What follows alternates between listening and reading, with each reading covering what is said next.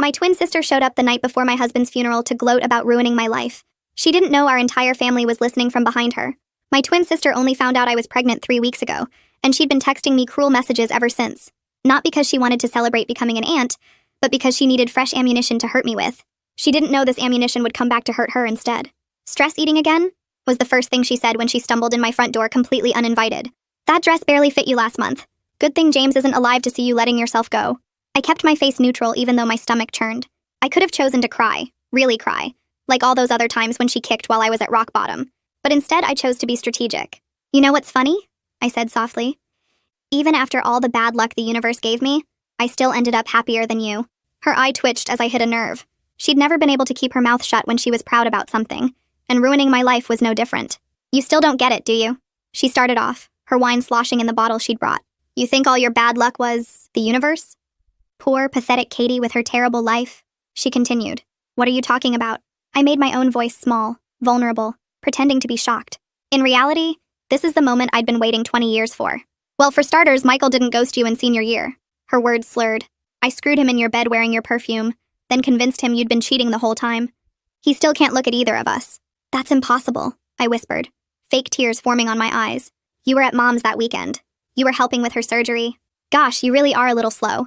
She was enjoying making fun of me, thinking we were alone, thinking I was actually broken and not minutes away from taking everything that is meaningful from her. Remember when you lost the baby at 16 weeks? She was practically glowing now. Weird how it happened right after I made you that special smoothie. I gripped the back of the couch, my knuckles white. How? I asked, making my voice break, continuing my carefully crafted performance. How did you get away with all of it? Mom and Dad always take your side, but surely someone would have noticed. The best part? She was still beaming. Being your twin means I can be you anywhere. So no matter what I do, Mom still thinks I'm the angel. Remember when my son told Mom he saw you steal from her purse? I coached him for a week, gave him ice cream every time he practiced the lie. Even my idiot husband thinks I'm perfect. You're lying, I whispered, playing my part. You wouldn't. You couldn't have. At least my husband James loved me, I said quietly. At least I had that. One person who really knew me. Her face went dark. Savage. Then she leaned in close, her breath hot on my face, and said the words that broke us both. Want to know the best part? When James was dying, when he called from his deployment overseas, I was the last person he spoke to. Told him you were already moving on. He died thinking you didn't love him. The world stopped. Everything else I'd suspected. But this was new information. My knees buckled. She may have devastated me, but she also just put the final nail in her own coffin. What's wrong? She was laughing. Did I finally find the one that hurt? I knew you'd finally show them who you really are. My voice was hollow as I walked to the front door. 28 years had led to this moment. 28 years of being called crazy. Where are you going? She called out, amused. Can't handle the truth? Running away like you always do? I pulled the door open, and the porch light illuminated them all. The wine bottle slipped from my sister's fingers and shattered. Dad helped Mom to her feet, and when he spoke, his voice was eerily calm. We put the house in your name because you said Katie was on drugs. We're filing fraud charges tomorrow and transferring it back. Mom was shaking so hard she could barely stand. I've been sending you $2,000 a month, she whispered. Every month for 5 years, thinking Katie was the irresponsible one. Her voice cracked. Never again. The will, the trust fund, we're changing everything tomorrow, Dad continued, still in that terrifying calm voice. Everything goes to Katie. Then her son, her quiet 7-year-old, stepped forward. Why did you say those mean things about Aunt Katie? His voice cracked. I want to live with Daddy. Sweetheart, you don't understand. He backed away from her reaching hands. That's when her husband silently removed his wedding ring and let it fall onto my walkway. The small clink echoed in the silence. My lawyer will handle the custody arrangement. Don't come to the house. James's mother finally found her voice. You let my boy die thinking he wasn't loved. Each word was precise, sharp as glass. You're dead to us. Marco, James's army comrade, stepped forward, and for a moment I thought he might actually do something, but he just stood there, fists clenched. He called out for her, he said quietly, when he was dying. Called for Katie, and you. My sister stood there in the broken glass, swaying slightly, her face cycling through emotions I'd never seen before. She bent down slowly and picked up a large shard of the broken wine bottle. If I can't have a life, she said, her voice different now, empty. Neither can you. She took a step toward me, glass glinting in the porch light, and that's when she did something I'll never forget. Marco moved faster than I thought possible. His hand shot out and caught my sister's wrist mid-swing, twisting it hard enough that she screamed and dropped the glass. The shard hit the concrete and shattered into smaller pieces. Dad already had his phone out, his voice steady as he told the 911 operator we needed police right now. Someone was trying to hurt his daughter with a weapon. Mom pushed past Marco and put herself between me and my sister, her whole body shaking so hard I could see it. My sister tried to lunge forward again, but Marco had both her wrists now, holding her away from us while she sobbed and screamed words that didn't make sense. The broken wine bottle pieces crunched under everyone's feet. My hand went to my stomach without thinking, protecting the baby from all of this chaos. My sister kept trying to break free from Marco's grip, her face red and twisted with something I'd never seen before. Dad stayed on the phone with the dispatcher, answering questions in that eerily calm voice while watching his daughter fall apart on my front walkway. James's mother stood frozen near the porch steps, her face white. My nephew was crying now, hiding behind his father's legs. The whole scene felt surreal, like watching it happen to someone else. 2 patrol cars pulled up within 6 minutes, their lights cutting through the darkness and making my quiet street look like a crime scene. The officers got out fast and took in the situation immediately. One of them, a tall guy with gray hair, went straight to Marco and my sister. The other officer, a woman with her hair pulled back tight, came to me and Mom. She asked if I was hurt, and I shook my head, but my voice wouldn't work right. The male officer was talking to Marco in a low voice, getting him to release my sister's wrists so he could take over. My sister was still crying and yelling, her words slurred from the wine. The female officer guided me toward my front door, one hand on my elbow like she thought I might fall. Mom followed us. Dad was talking to another officer who'd appeared from the second car, pointing at the broken glass and explaining what happened. I heard him use the word assault and weapon, and it made everything feel more real. The officer asked if we could go inside, so I could give a statement away from all the chaos. My legs felt shaky going up my own porch steps. Inside my house, the officer brought me a glass of water from my kitchen without asking where things were. I couldn't hold it steady. The water sloshed against the sides as my hands trembled. She sat across from me at my dining table and pulled out a small notebook. Mom stood near the doorway, her arms wrapped around herself. The officer asked me to tell her what happened, starting from the beginning. My voice came out flat and distant, like it belonged to someone else. I told her about my sister showing up drunk, about the confession she made, about everyone on the porch hearing it. The officer wrote quickly, asking specific questions about threats and what exactly my sister said. When I got to the part about the glass shard, my hand moved to my stomach again. The officer noticed and asked if I was pregnant. I nodded. She made a note of that, underlining something. Then she asked if I had any security cameras. The question hit me like electricity. My Ring doorbell. It had been recording everything. I pulled out my phone with shaking hands and opened the app. The officer moved her chair next to mine so she could see the screen. There it was, timestamp and everything. My sister's voice coming through crystal clear, confessing to poisoning my smoothie years ago, to sabotaging my relationships, to lying to James before he died. Every cruel word captured in perfect audio. The officer's whole demeanor changed. She asked if she could use my phone to call someone, and I handed it over. She stepped away and spoke in a low voice to whoever answered. I heard her say, recorded confession, and multiple potential charges, and need a detective out here now. She came back and explained that this footage was crucial evidence for building a case against my sister. She asked if I'd be willing to provide it officially, and I said yes immediately. Within an hour, a detective showed up at my door. He was older, maybe 50, with tired eyes and a calm way of moving that made me feel safer. He introduced himself as Detective Harold Ballard and asked permission to come in. He sat at my table and listened to the whole story again, taking his own notes. Then he asked to see the Ring footage. I pulled it up and watched him watch it, his face staying neutral even when my sister confessed to the worst things. He asked if he could download the footage to an official device for evidence. I agreed without hesitation. He pulled out some kind of tablet and walked me through the process of transferring the video file. He explained that this recording could support charges for assault with a deadly weapon, criminal threats, and possibly other offenses. He treated everything seriously, like a real crime instead of just a family fight. That meant more to me than I could explain. While Detective Ballard was still at my house, I heard sirens outside again. Through my front window, I saw an ambulance pulling up. The officers had called it for my sister. Mom made a choking sound and rushed outside.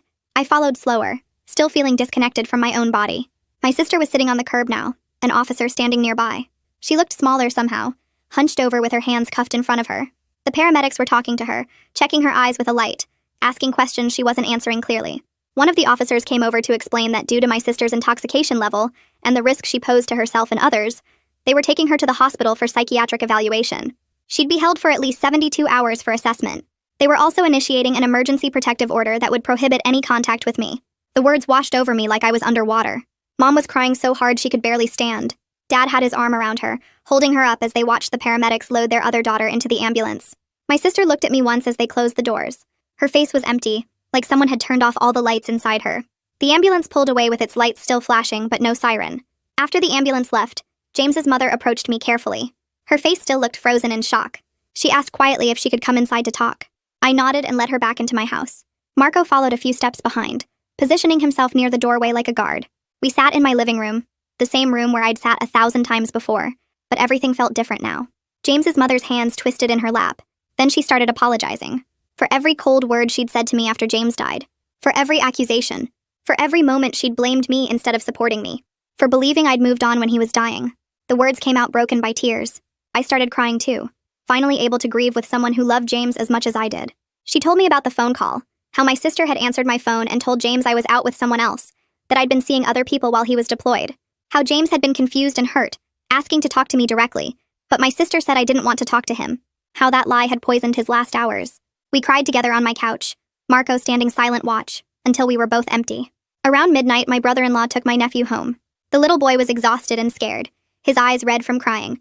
Before they left, my brother-in-law pulled me aside. He spoke quietly so his son wouldn't hear. He was filing for emergency custody in the morning. He asked if I'd be willing to provide a statement supporting his petition. I agreed immediately. My nephew needed stability and safety, not the chaos my sister would bring into his life. I watched them walk to their car, my nephew holding his father's hand tight. The boy looked back at me once before getting in, his face confused and sad. I waved and he waved back. Then they were gone and my street was quiet again except for the last patrol car pulling away. I barely slept that night. I lay in bed with one hand on my belly, feeling the baby move and kick. 28 years of betrayal kept playing through my mind like a movie I couldn't turn off. Every bad thing that had happened to me, every piece of terrible luck, all of it had been her. My phone buzzed at 6 a.m. Ann Haynes, the therapist I'd seen after James died. She'd seen something on the local police scanner report and wanted to know if I was okay. I called her immediately, my voice cracking as I tried to explain. She listened without interrupting and then told me she had an opening that afternoon, that I should come in. I agreed. I needed help processing this before it broke me. Detective Ballard came back the next morning with another woman. She introduced herself as a victim advocate and explained she was there to help me understand my rights and options. They sat at my dining table again, the same spot where I'd given my statement hours earlier. Detective Ballard explained that the ring footage had captured everything from the moment I opened the door. My sister's confession to poisoning my smoothie years ago, her admission about sabotaging my relationships, her lie to James before he died, all of it recorded with timestamps and clear audio. He said they were considering charges for assault with a deadly weapon, criminal threats, and potentially more serious offenses related to the pregnancy loss she'd caused. The victim advocate walked me through what each charge meant, what the process would look like, how long things might take. She gave me pamphlets and phone numbers. Detective Ballard asked if I wanted to press charges officially. I looked at both of them and said yes without hesitation. My voice was steady this time. My parents arrived mid-morning looking like they'd aged a decade overnight. Dad's hands shook as he handed me a folder. Inside was documentation of the fraudulent property transfer, the house that should have been mine, but my sister had stolen by claiming I was on drugs. He'd already contacted their attorney about filing charges and reversing the deed. His voice stayed steady as he explained the legal process, but his hands kept shaking. Mom couldn't look at me directly. Her guilt filled the room like smoke, thick and choking. She tried to apologize, but the words came out broken. I told them I needed time, that I appreciated the documentation, but I couldn't process their apologies right now. Dad nodded and said they understood. They left the folder on my table and let themselves out. Through my front window, I watched them sit in their car for a long time before driving away. Neither of them looked at my sister's house across the street. That afternoon, I sat in the exam room at Dr. Woodward's office, the paper crinkling under me as I tried to stay still. She came in with her tablet and a calm expression that made me want to cry just from the kindness in it. She asked me to describe what happened, and I gave her the short version while she typed notes. Then she had me lie back for the ultrasound, and I watched the screen as she moved the wand across my belly. The baby was moving. Little flutters and kicks that showed up as motion on the grainy image. Dr. Woodward pointed to the heartbeat and said it looked strong and steady. She measured different parts and took screenshots, her face focused but not worried. Then she checked my blood pressure 3 times because the first reading was high. She wrote down the numbers and said it was raised but not dangerous, just something to watch. I showed her the scratches on my arm from when Marco grabbed my sister's wrist and the glass fell. They were shallow, barely breaking the skin, but Dr. Woodward photographed them anyway with her phone and printed the images for my records. She added them to a report she was writing that documented the stress event and my physical state. Before I left, she scheduled me for weekly appointments instead of monthly ones, saying we needed to monitor things closely given everything happening. I drove home feeling like at least the baby was okay, which was the only thing keeping me together. The next morning, I met with the attorney my parents hired, a man named Morrow who had an office downtown in a building with too much marble. He shook my hand and offered me coffee, which I accepted just to have something to hold. We sat at his conference table and he opened a thick folder with my name on it. He explained that he would be handling both the criminal case coordination and the civil remedies for the property fraud. His voice was steady and professional as he walked me through what each process would involve. The criminal case was in the DA's hands, but he would coordinate with them and represent my interests. The property fraud was a separate civil matter that would take months to resolve through the courts. He was clear about the timeline being long and the process being hard on me emotionally, but he said the evidence was overwhelming, especially with the doorbell footage and multiple witnesses. I signed papers authorizing him to coordinate with Detective Ballard and represent me in all legal matters. He asked detailed questions about my sister's past behavior, and I told him everything I could remember. He took notes and said he would compile a comprehensive file. When I left his office 2 hours later, I felt like I had handed off a huge weight to someone who could actually carry it. Detective Ballard called me that evening with an update about my sister. The 72-hour psychiatric hold had been extended to a full week after her evaluation. The doctors found severe personality disorder traits and said she was still a risk. Her attorney, someone named Powers, had contacted Morrow trying to set up some kind of negotiation. I told Morrow through a quick call that I refused all contact except through legal counsel. No calls, no letters, no messages through family. Nothing. The protective order hearing was scheduled for 2 weeks out, which gave me temporary space to breathe. Detective Ballard said the emergency order was still in effect until then, meaning she couldn't come near me or my house. I thanked him and hung up, then sat on my couch staring at nothing for a while. My brother-in-law filed for emergency custody the same week. I found out when he texted me asking if I would provide a written statement supporting his petition. I said yes immediately, and spent an hour writing out what I witnessed, what my nephew said, how scared he looked. The court granted temporary placement with him pending a full hearing.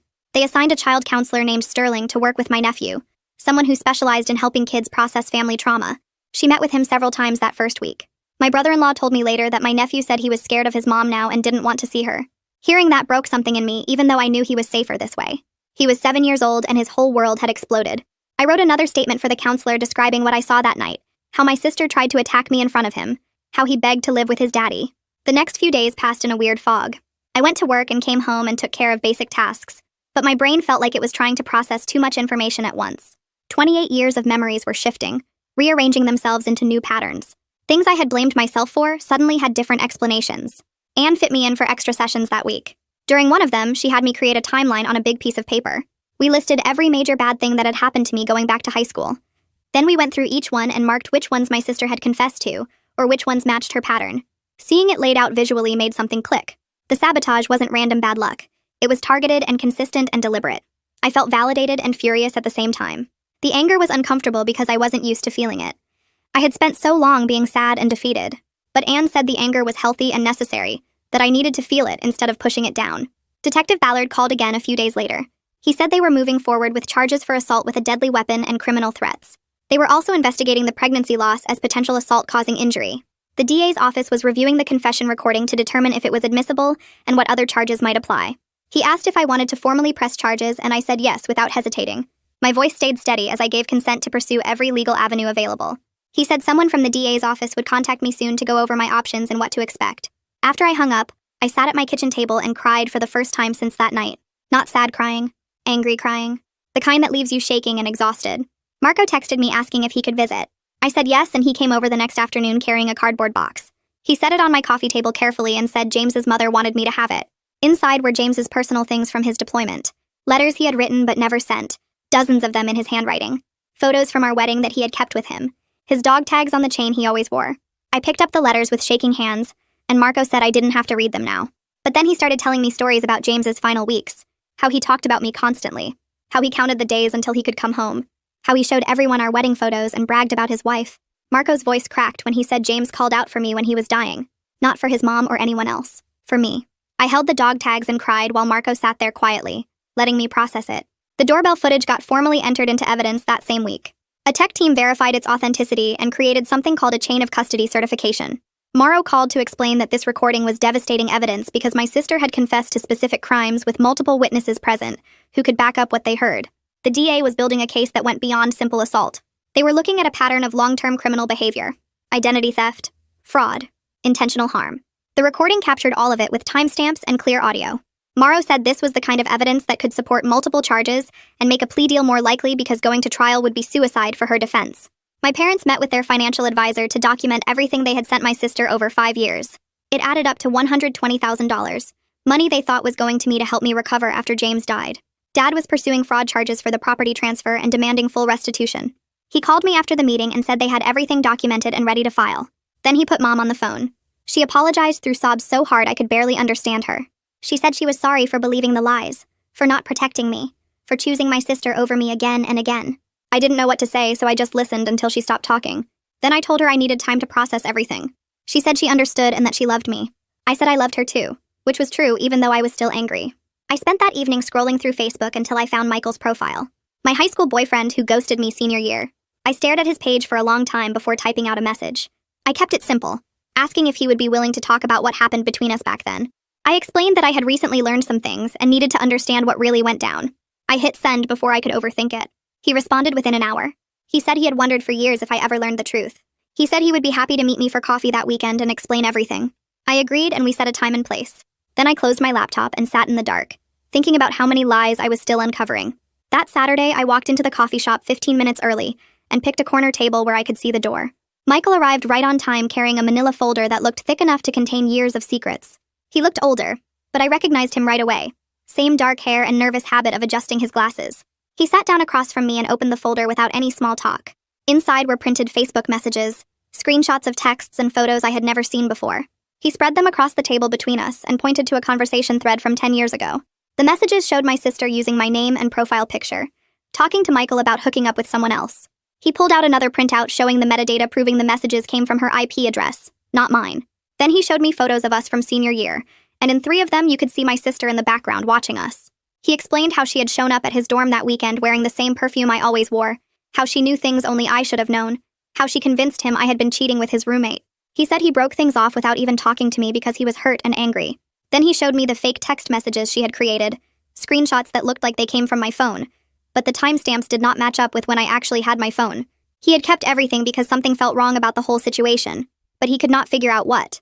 Now he knew she had pretended to be me and destroyed our relationship on purpose.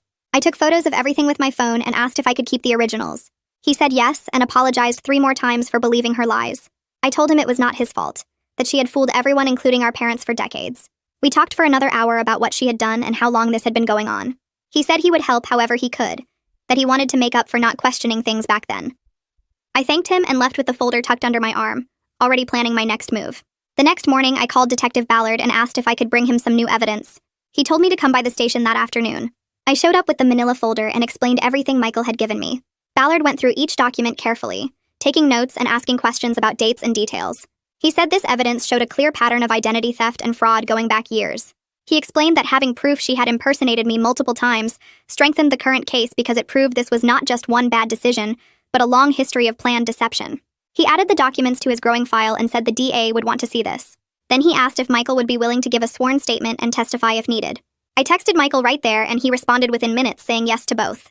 Ballard scheduled him to come in later that week to make his official statement. James Morrow called me that evening after Ballard contacted him about the new evidence. He said this kind of historical documentation was exactly what they needed to build a strong case. It showed my sister had been systematically sabotaging my life for years, not just acting out in one moment of crisis. He explained that pattern evidence made it harder for her attorney to claim she was just having a mental health episode, or that the porch confession was exaggerated. This was documented proof of deliberate, repeated criminal behavior over time. 2 weeks after the attack, I sat in the courtroom with James Morrow, while my sister appeared on a video screen from the psychiatric facility. Her hair was pulled back and she wore a plain gray shirt, looking smaller and quieter than I had ever seen her. The judge reviewed the doorbell camera footage first, watching the whole confession, and attempted attack without any expression on his face. Then he read through the witness statements from Mom, Dad, James's mother, Marco, and my brother-in-law. My sister's attorney argued she was severely mentally ill and needed treatment, not punishment, that putting a protective order in place would interfere with her recovery and family reconciliation. The judge cut him off and said mental health treatment and legal consequences were not mutually exclusive. He granted a 1-year restraining order prohibiting any contact with me directly or indirectly, no coming within 500 feet of my home or workplace, no phone calls or messages or social media contact. My sister started crying on the video screen, but the judge ignored it and moved on to the next case. Morrow walked me out and said this was a good outcome, that having the order in place gave me legal protection if she tried anything. I felt relieved and exhausted at the same time. My sister got released from the psychiatric hold 3 days later, but not to freedom. She had to enter a required outpatient treatment program with strict rules including therapy every week, taking her medications and random drug tests to make sure she was following through. She was not allowed to go back to her house because my brother-in-law had his own protective order for himself and their son. That meant she had to live with Mom and Dad temporarily. Mom called me the day after she moved in and said it felt weird and uncomfortable having her there. She said it was like living with a stranger who just happened to look exactly like someone she used to know. Dad got on the phone and told me they had set up rules including no alcohol in the house, no going out without telling them where, and weekly family therapy sessions. He sounded tired and sad, like he had aged 10 years in 2 weeks. I did not feel sorry for them exactly, but I understood they were dealing with their own version of grief, mourning the daughter they thought they had. 3 weeks after everything happened, I sat in another courtroom for the custody hearing. Regina Sterling, the child counselor who had been working with my nephew, gave a detailed report to the judge. She said my nephew had told her multiple times he felt scared of his mother now, and did not want to see her. She recommended primary custody go to his father with supervised visits for my sister only twice a month at a family center. The visits would depend on her staying in treatment and getting good reports from her therapist. I had submitted a written statement supporting my brother-in-law's request for custody. In it, I described the confession, the attack, and my concerns about my nephew's safety, based on everything my sister had admitted to doing. The judge read my statement out loud in court, and my sister's attorney objected, but the judge overruled him. Then the judge granted primary custody to my brother-in-law exactly like Regina Sterling had recommended. My sister would get 2 supervised visits per month starting in 30 days, but only if her treatment team said she was stable enough. She could not take my nephew anywhere alone, and she could not discuss the case or say bad things about anyone in the family during visits. If she broke any rules, the visits would stop immediately. My brother-in-law looked relieved when the judge made the final order. I was glad my nephew would be safe and have stability while everything else was chaos. James's mother called me a few days after the custody hearing and asked if I would meet her for lunch. We met at a quiet restaurant and ended up talking for 3 hours. She cried and I cried and we held hands across the table like we used to before James died. She told me how the lie about me moving on had poisoned everything for her. How she had spent 2 years angry at me instead of supporting me through our shared grief. She said she had blamed me for not being there when James died, for not fighting harder to talk to him one last time, for seemingly getting over him so fast. Now she knew none of that was true. Now she knew my sister had deliberately destroyed the one relationship that could have helped us both heal. We talked about James for hours, sharing memories and stories and all the things we missed about him. She showed me photos on her phone that I had never seen, pictures from his childhood and his time in the army. We agreed to meet regularly, maybe once a week for coffee or lunch, to keep his memory alive between us. Then she asked if she could be involved with the baby, if she could be a grandmother to her son's child. I said yes immediately because I wanted my daughter to know about her father through the person who loved him first. We hugged in the parking lot before leaving, and it felt like something broken was starting to heal. I was 16 weeks pregnant now and starting to show enough that I could not hide it anymore. My regular clothes did not fit right, and I had to start wearing loose dresses and stretchy pants. The reality of single parenthood hit me hard during my next therapy session with Anne. I told her I was scared of doing this alone, of raising a baby while dealing with criminal trials and family trauma, and all the aftermath of everything that happened. Anne helped me work through the fear by making me create what she called a support network map. I had to write down everyone I could rely on for different kinds of help. I was surprised by how many names I wrote down. James's mother for emotional support and baby advice, Marco for practical help and male perspective, my parents for financial backup and childcare, my brother-in-law for understanding what it was like dealing with my sister's destruction, Anne herself for therapy and processing, my coworkers for workplace flexibility. I stared at the list and realized I was not as alone as I felt. I had built a network of people who actually cared about me, people who had proven themselves when everything fell apart. Detective Ballard called me 2 days later with news I was not expecting. He said they were pursuing additional charges related to the pregnancy loss I had suffered years ago. Specifically, they were looking into whether my sister's special smoothie had contained substances meant to cause a miscarriage. He explained the statute of limitations had not run out yet, and the recorded confession gave them probable cause to investigate.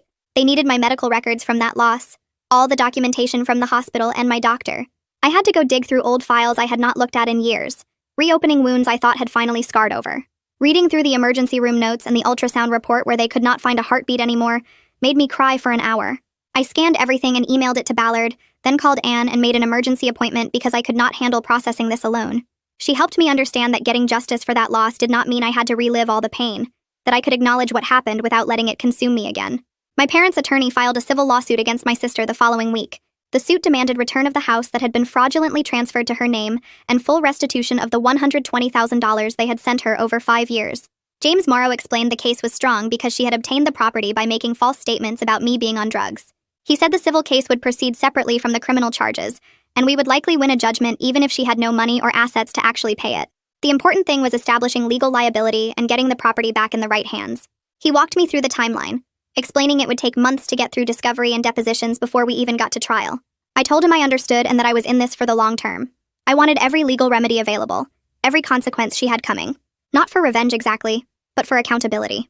For proof that actions have consequences and you cannot just destroy people without facing justice. That evening, I pulled out old journals and emails going back 10 years. I went through everything systematically, looking for incidents I had always blamed on bad luck or my own failures. Now I understood they were deliberate sabotage and I wanted to find the evidence. I found an email from a job I did not get, saying they had received concerning information about me during the reference check. I found journal entries about friends who suddenly stopped talking to me for reasons I never understood. I found documentation of a car accident where the mechanic said my brake line looked like it had been deliberately cut, but I thought he was wrong. I found medical records from food poisoning that sent me to the emergency room the night before a big presentation. Pattern after pattern emerged as I went through years of documentation. Finding my sister's fingerprints all over my past felt like digging through a crime scene in my own life. Every incident I had internalized as my fault or bad luck was actually her working behind the scenes to destroy me. I took photos of everything and organized it chronologically in a folder on my computer. Then I called Detective Ballard and told him I had more evidence to add to his file. He said to bring it by the station the next day. I spent the rest of the night going through more boxes, finding more proof, building a complete picture of decades of identity theft, fraud, and intentional harm. By the time I finished, it was past midnight, and I had documented over 40 separate incidents where she had sabotaged my life. 40 times she had pretended to be me, lied about me, or directly harmed me while everyone thought I was just unlucky or incompetent. The evidence was overwhelming, and Detective Ballard was building a case that would show exactly who my sister really was. 3 weeks after I handed over all the evidence to Detective Ballard, the DA's office called me in for a meeting. They sat me down in a conference room with harsh fluorescent lighting and told me they were moving forward with charges against my sister for assault with a deadly weapon, criminal threats, identity theft, and fraud. The prosecutor explained they were still looking into the pregnancy loss from years ago, but proving she intended to cause harm with that smoothie was nearly impossible despite her confession on tape. The recording gave them her words, but medical experts couldn't definitively link specific substances to the miscarriage after all this time. I felt disappointed but understood the limitations of what they could prove in court.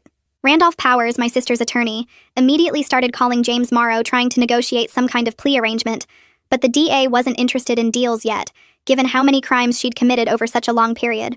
2 days later, I got a call from Anne asking me to come in for an emergency session, because my sister's treatment team had filed a report with the court. When I arrived at her office, Anne showed me the document explaining that my sister was barely participating in her mandatory therapy and refused to take responsibility for anything she'd done.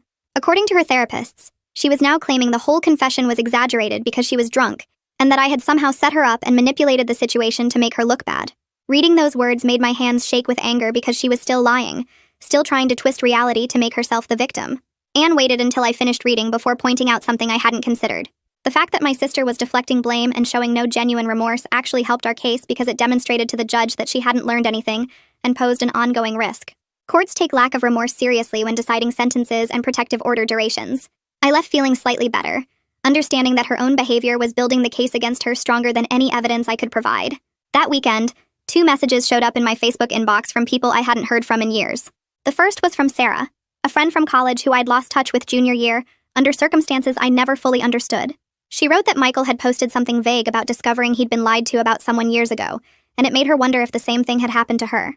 Sarah explained that during our junior year, someone who looked exactly like me had shown up at a party and told everyone I'd been talking badly about them behind their backs. She'd confronted me about it, and I had no idea what she was talking about, which made her think I was lying. Now she realized it had been my twin sister impersonating me and destroying my friendships systematically. The second message came from David, someone I'd worked with at a retail job 5 years ago. He said he'd heard through mutual friends about what happened and wanted me to know that my sister had called the store manager pretending to be me, saying I was quitting without notice. I'd shown up for my next shift completely confused about why I'd been terminated, and the manager showed me the call log with my phone number. I'd thought it was some kind of billing error or system glitch. David had kept the incident report because something felt off about the whole situation, and he was willing to provide it as evidence if I needed it. I forwarded both messages to Detective Ballard and James Morrow, feeling validated and devastated in equal measure. Every new piece of information revealed just how extensive my sister's campaign against me had been, spanning decades and touching every part of my life. At my 20-week ultrasound appointment, Dr. Woodward moved the wand across my belly and told me I was having a girl. I started crying right there on the exam table, thinking about James and how much he would have loved having a daughter. When I called James's mother that evening to tell her, she cried too, happy tears mixed with grief for her son who would never meet his child. We talked for over an hour about baby names and nursery colors, and she asked if she could buy the crib as her gift. I agreed immediately, touched by how much she wanted to be involved and contribute to her granddaughter's life. We started planning a small baby shower together, just close family and friends who had supported me through everything, not the big celebration I might have had in different circumstances. The following Tuesday, my parents' attorney filed the final paperwork, and the judge signed an order reversing the fraudulent property transfer. The house that my sister had stolen through lies about me being on drugs was officially back in my name. She was ordered to vacate within 30 days, but since she was already living with our parents in their house, there was no physical drama involved in the transfer. Dad came over that same afternoon with a locksmith and had all the locks changed anyway, handing me the only set of keys in a gesture that felt more symbolic than practical. He didn't say much, just hugged me tight and told me the house had always belonged to me, and now the paperwork finally reflected that truth. My brother-in-law's divorce filing moved forward rapidly once his attorney submitted the doorbell camera footage and documentation of my sister's confession. He was seeking primary custody of my nephew, with only supervised visitation for my sister, and his lawyer used the criminal charges and protective orders as evidence that she posed a risk to their son's well-being. His attorney contacted me asking for another written statement, this time specifically about my nephew, and why I thought supervised visitation was necessary. I spent an entire evening writing 3 pages about the incident where she'd coached him to lie about me stealing, about how she'd tried to attack me in front of him, about the importance of protecting his emotional safety during this chaotic time. I submitted it to the court knowing I was helping take a mother away from her child, but also knowing that child deserved better than what she could offer right now. Detective Ballard called me into the station 6 weeks after opening his investigation into the pregnancy loss. He sat across from me in the same interview room where I'd given my original statement, and explained that he was closing that particular aspect of the case. He'd consulted with 3 different medical experts who all said the same thing, that while certain substances could potentially cause miscarriage, proving specific intent and direct causation from an incident years ago was impossible. The confession gave us her words admitting she'd done something to that smoothie, but without knowing exactly what she'd put in it or having any physical evidence, there was no way to build a prosecutable case. I felt disappointed, but I understood the limitations of what the legal system could do. At least the recording gave me personal certainty about what she'd done, even if we couldn't hold her criminally responsible for it. 2 weeks later, James Morrow called saying the DA had put together a plea deal offer. My sister would plead guilty to assault with a deadly weapon and identity theft, receive 3 years probation instead of jail time, continue mandatory mental health treatment, maintain all protective orders, and pay restitution for damages. Randolph Powers was recommending she accept, because going to trial risked a much harsher sentence, including potential jail time. James explained this was actually a reasonable outcome that held her accountable, while avoiding the trauma of a trial, where I'd have to testify and relive everything in front of a jury. Before my sister could accept or reject the deal, the DA scheduled a victim impact session where I could provide input on the terms. I sat in another sterile conference room and told the prosecutor I wanted accountability and protection more than punishment. The protective orders mattered more to me than jail time. The mandatory treatment mattered because maybe it would actually help her. I also requested restitution for my therapy costs, and for the money my parents had sent her over 5 years thinking it was going to me. The DA took notes and nodded, incorporating my requests into the final offer they'd present. 3 days before the trial was scheduled to begin, my sister accepted the plea deal. James Morrow picked me up and drove me to the courthouse where I sat in the gallery with my parents watching her stand before the judge. She wore a conservative dress and kept her eyes down as she pleaded guilty to the reduced charges. The judge asked if she wanted to make a statement, and she read something brief from a piece of paper her attorney had prepared, apologizing for her actions and promising to do better. It felt hollow and scripted, words chosen to satisfy the court rather than express genuine remorse. The judge sentenced her according to the plea agreement, and then looked directly at her with a stern expression, warning that any violations of the protective orders or probation terms would result in immediate jail time. She nodded silently and was led away by her probation officer for processing, while I sat there feeling strange and empty, like I'd been holding my breath for months, and finally exhaled, but couldn't quite figure out how to breathe normally again. The restitution hearing happened 2 weeks later in a smaller courtroom with just me, James Morrow, my sister, and Randolph Powers present. The judge reviewed the financial documentation my parents provided showing $120,000 sent over 5 years, plus my therapy bills totaling $8,000. James Morrow explained to me beforehand that we were asking for $58,000 total with a payment plan structured over her 3-year probation period. My sister sat at the defendant's table looking down at her hands while the judge outlined the payment schedule, roughly $1,600 monthly. Powers tried arguing she had limited income and couldn't afford those payments, but the judge cut him off and said the judgment stood regardless of her ability to pay. James leaned over and whispered that collecting would be challenging since she worked part-time retail, but we could pursue wage garnishment and other collection methods if she defaulted. I nodded, knowing it was more about the principle than actually getting the money back. The judge banged his gavel and my sister signed the restitution agreement without looking at me once. Walking out of the courthouse, James told me to keep detailed records of any payments received and report immediately if she missed any. 3 days after that hearing, my brother-in-law texted asking if I could meet him for coffee to discuss the custody arrangement. We sat in a quiet corner booth while he showed me the finalized custody order on his phone. He had primary custody with my sister getting supervised visitation twice monthly at a family center downtown. Regina Sterling would continue working with my nephew and monitoring the visits to make sure they weren't harmful. My brother-in-law looked exhausted, dark circles under his eyes, and he told me his son had been asking about me lately. The kid wanted to know if he could meet the baby when she was born, which made my chest tight with emotion. I told him, of course, that I wanted to maintain connection for my nephew's sake. He thanked me quietly and said Regina reported the boy was adjusting well to the new normal, sleeping better, less anxious at the school. We agreed to set up regular visits once the baby arrived so my nephew could have some stability and positive family connection. That same week, I hit 24 weeks pregnant and started having cramping that scared me enough to call Dr. Woodward's emergency line at midnight. She told me to come in first thing in the morning for monitoring. The ultrasound showed the baby was fine, but my blood pressure was elevated and I was having some early contractions. Dr. Woodward put me on modified bed rest for 2 weeks. No work, limited activity, just rest and monitoring. I called James's mother from the parking lot and she immediately said she was coming to stay with me. She showed up that afternoon with 2 bags of groceries and her overnight bag, setting up in my guest room like it was the most natural thing in the world. Mom texted asking if she could help too, but I wasn't ready for that level of closeness yet. so I told her prepared meals would be appreciated. She started dropping off containers of soup and casseroles every few days, leaving them on the porch with little notes. James's mother cooked, did laundry, kept me company during those 2 weeks, and I realized how much my support network had grown. Anne's office called during my bed rest to reschedule my appointment, and when I explained why, she offered to do a phone session instead. We talked for an hour about the complicated grief of losing my sister even though she was still alive. The twin I thought I knew never really existed, and mourning that imaginary relationship while dealing with the real person's betrayal was uniquely painful. Anne said she wanted to introduce me to her colleague Temperance Haynes, who specialized in family estrangement and reconciliation. I started seeing both of them, Anne for trauma processing and Temperance for family dynamics. My first session with Temperance happened via video call while I was still on bed rest, and she asked detailed questions about my childhood and family patterns. She helped me see how my parents' enabling behavior had created the perfect environment for my sister's manipulation to thrive unchecked. 2 weeks later, when my bed rest ended and I got cleared to resume normal activity, my parents asked through James Morrow if we could do family therapy together. I discussed it extensively with both Anne and Temperance before agreeing cautiously. Our first session was awkward, everyone sitting stiff in Temperance's office, but she guided us through establishing ground rules and goals. The second session was when everything broke open. Dad started crying while admitting he ignored red flags because it was easier than confronting his golden child. He said he saw signs something was wrong with how my sister treated me, but he convinced himself it was normal sibling rivalry. Mom's guilt was so heavy it felt like another barrier between us. Her apologies constant but almost performative. Temperance had to redirect her several times to focus on rebuilding trust through actions rather than just expressing remorse. We agreed to monthly sessions and I set clear boundaries about what I needed from them moving forward. A week after that difficult therapy session, James's mother called saying she and Marco wanted to organize a small memorial service for James, now that the truth about his final call was known. We gathered at the Veterans Cemetery where he was buried on a Saturday morning, just the 3 of us plus my parents and brother-in-law.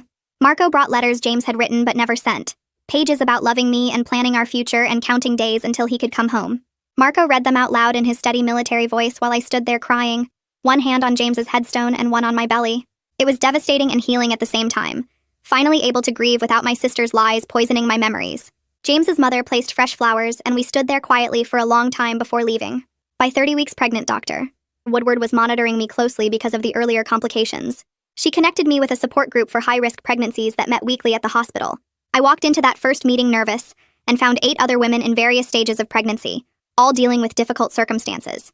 They shared practical advice about managing stress and bed rest boredom, and their emotional support helped me feel less alone. One woman was on the hospital bed rest for twins.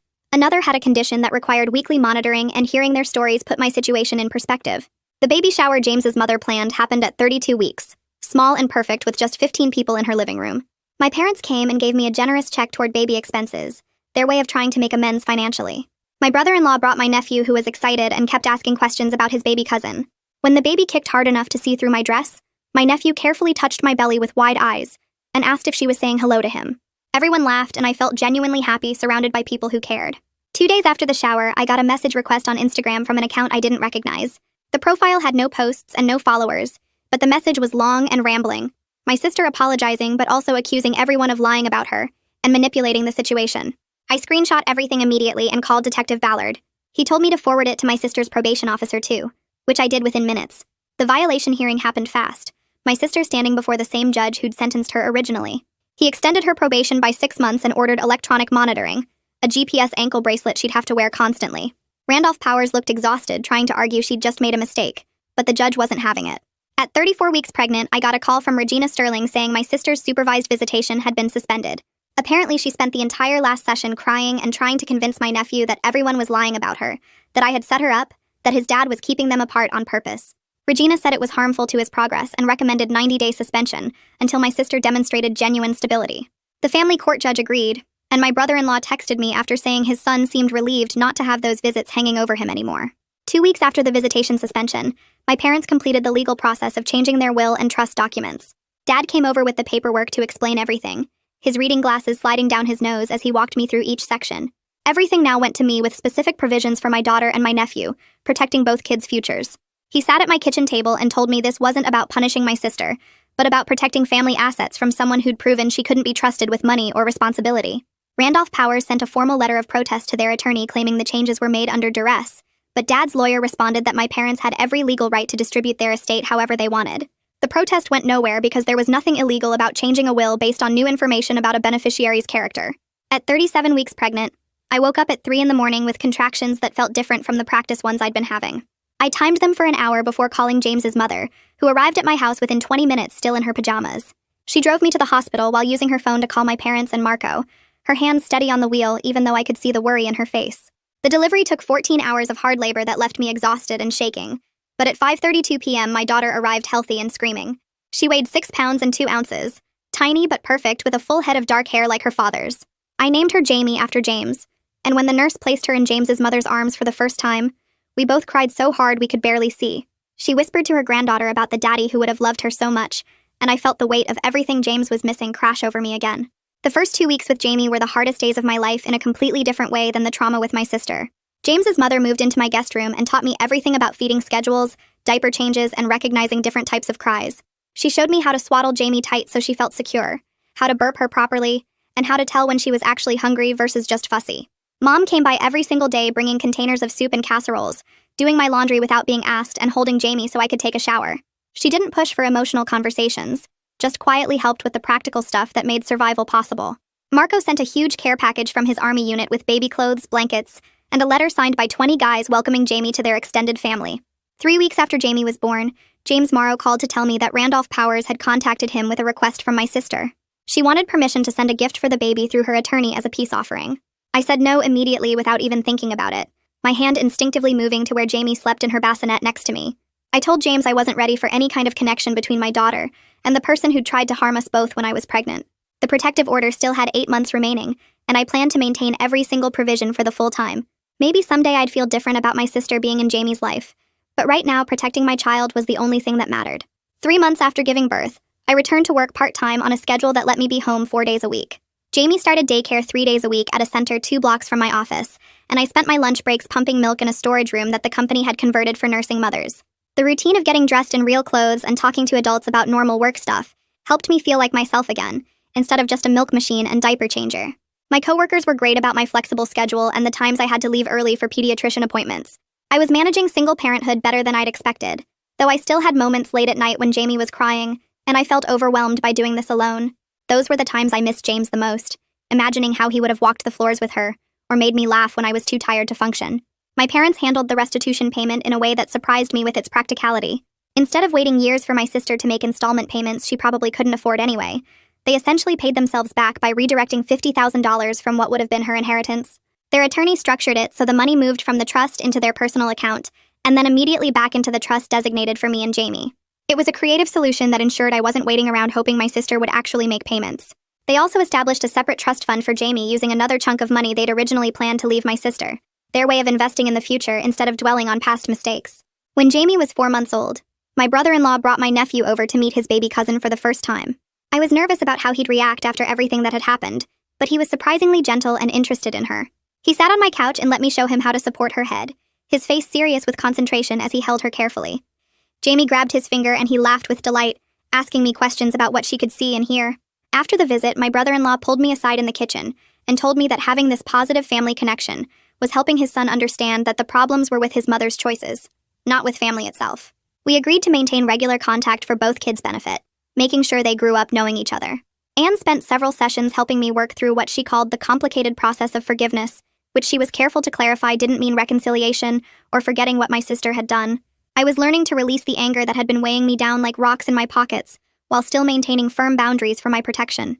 She had me write a letter to my sister expressing everything I needed to say, all the hurt and rage and grief that I'd never gotten to voice properly. I wrote 10 pages by hand, my pen pressing so hard it tore through the paper in places. Then Anne suggested I burn it in a small private ritual, so I did it in my backyard fire pit one evening after Jamie was asleep.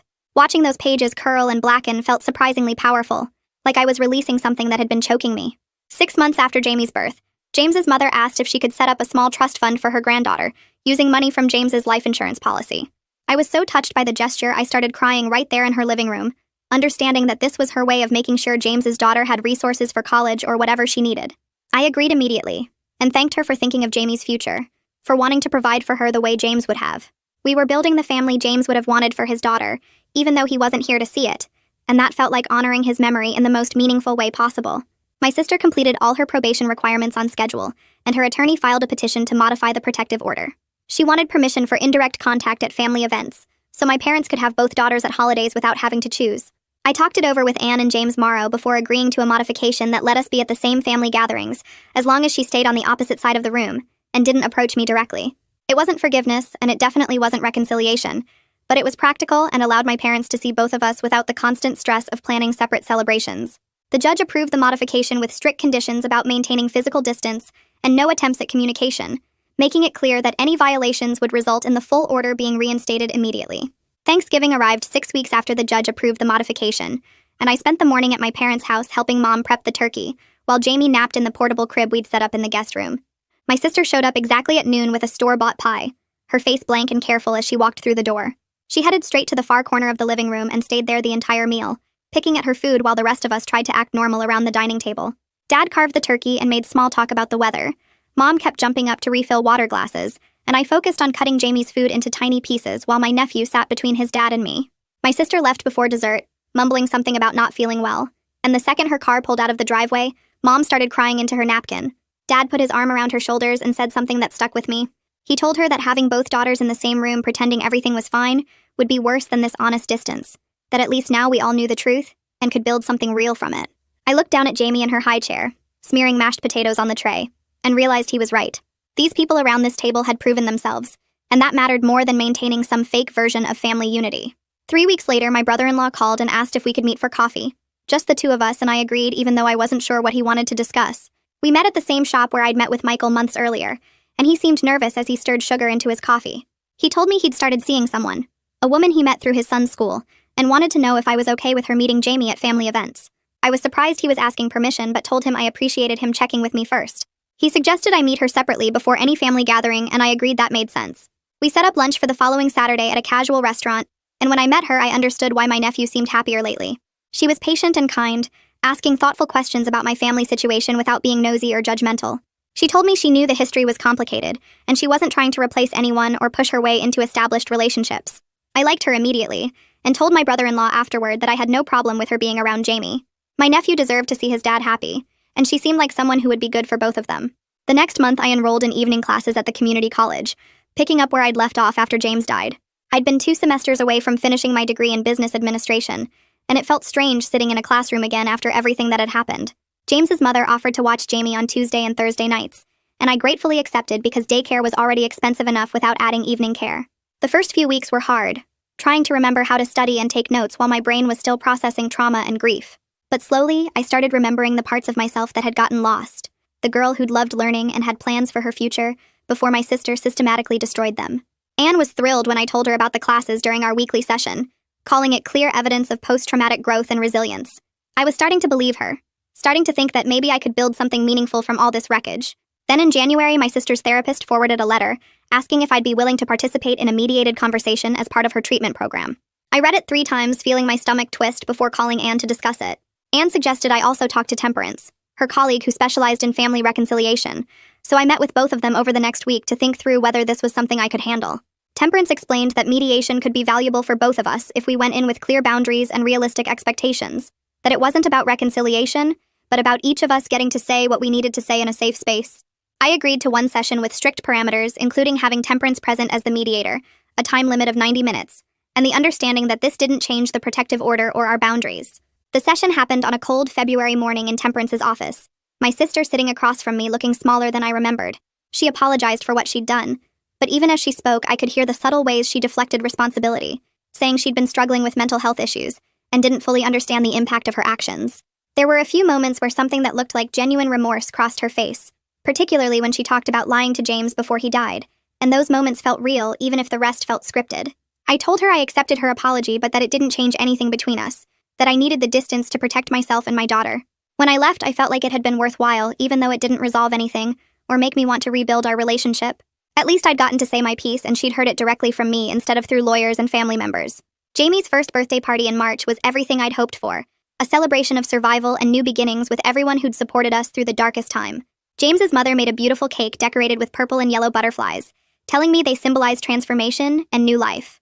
My parents showed up relaxed and smiling, so different from the tense, walking on eggshells people they'd been during my childhood, when they were always managing my sister's moods and demands. Marco flew in from his new duty station in Georgia, bringing a huge stuffed bear and a photo album he'd put together showing Jamie's daddy in his uniform with his army buddies. He sat with me after cake and told stories about James, the funny things he'd said and done, the way he'd talked about coming home to me and starting our family. It hurt, but it was a good hurt. The kind that comes from remembering someone you loved instead of avoiding the memories because they're too painful. During the party, my nephew asked if he could call me Aunt Katie, something he hadn't done since before everything happened. I told him of course he could, trying not to cry, and he threw his arms around me in a tight hug before running off to play with Jamie's new toys. My brother-in-law found me in the kitchen a few minutes later and thanked me quietly for maintaining the connection, despite everything his ex-wife had done. He said it gave his son a sense of family stability and helped him understand that the problems were with his mother's choices, not with family itself. I was glad I could do that for him, glad that something good was coming out of all this pain. 18 months after Jamie's birth, I walked across the stage at the community college graduation ceremony, accepting my degree while my parents and James's mother cheered from the audience. It was a small thing in the grand scheme of everything that had happened, but it represented reclaiming my future from my sister's sabotage. I was considering graduate school eventually, maybe getting an MBA, but for now I was focused on being present for Jamie and continuing to heal from everything we'd been through. 2 years after that night on the porch when my sister confessed everything, I had a stable job as an office manager, a happy toddler who was starting to talk in full sentences, and people around me who genuinely loved and supported me. My relationship with my parents were better than it had ever been, built on honesty instead of the illusion they'd maintained for so long. James's mother was Grammy to Jamie, showing up for every milestone and doctor's appointment, and Marco was Uncle Marco, who sent cards and presents from wherever the army stationed him. My sister and I maintained careful distance at family events, staying on opposite sides of the room and leaving if things got too uncomfortable. The protective order had expired, but I kept her at arm's length by choice now, not because a court said I had to. I started dating someone I met through work about 6 months ago, a guy from the accounting department who asked me to lunch one day, and somehow made me laugh despite my complicated history. We were taking it slow because I had a lot of baggage and a toddler to think about, but Jamie adored him, and he was patient with my boundaries and need to protect my daughter. Life wasn't perfect, and I still had hard days when the weight of everything that happened felt crushing, but I was genuinely happy in a way I never thought possible 2 years ago. My sister's attempts to destroy me had ultimately freed me to build an authentic life surrounded by people who saw and valued the real me, and I was raising my daughter in truth rather than manipulation. That felt like the best revenge and the best healing all at once. That's the story and the small lesson tucked inside. I love when these moments actually turn into something you can use in real life. Even if it's tiny, that spark matters. Subscribe so you don't miss what's next.